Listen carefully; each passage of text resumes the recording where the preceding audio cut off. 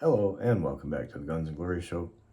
I want to talk to you guys about censorship and how we got this far down the road in a free country in 2024.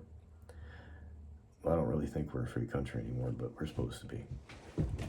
Now, usually censorship is coming in from the left.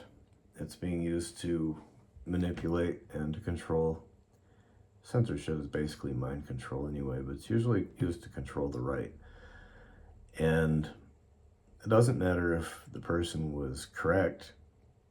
It's just, if you countered the narrative, you could be banned or censored or censured for a few days or demonetized, and what have you.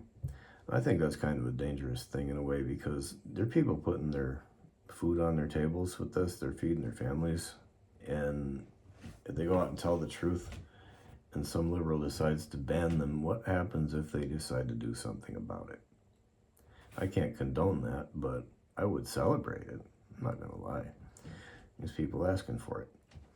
But you got a situation here where the irony to me is hilarious, because it was, although it's the left attacking the country right now, it was actually the right, the Christian conservative right, that started the censorship.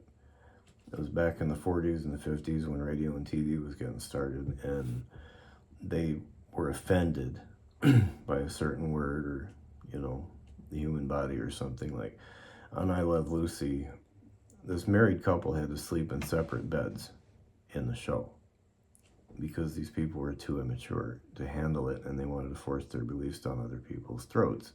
We're supposed to have a separation of church and state, but we don't, despite the First Amendment, because of these kind of things.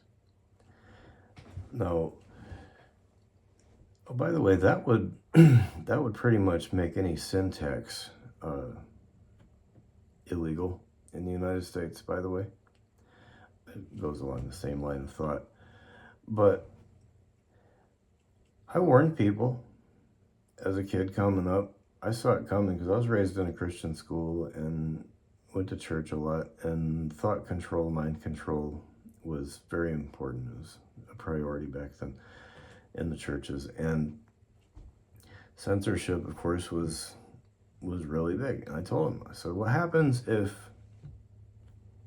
you lose control of the country and the left takes over and starts using it against you? And I got laughed at and censored, which is kind of funny, because it's exactly what they're doing now.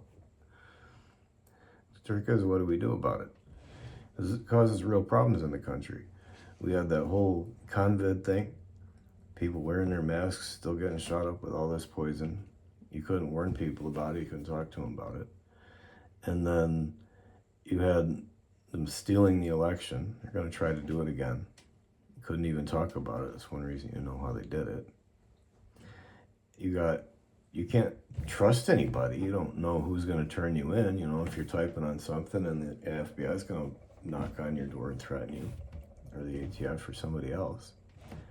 And you got like your ex-girlfriend or something, you might not even talk to her for a couple of years, but she might still be messing with you and just reporting your stuff, getting it deleted on them.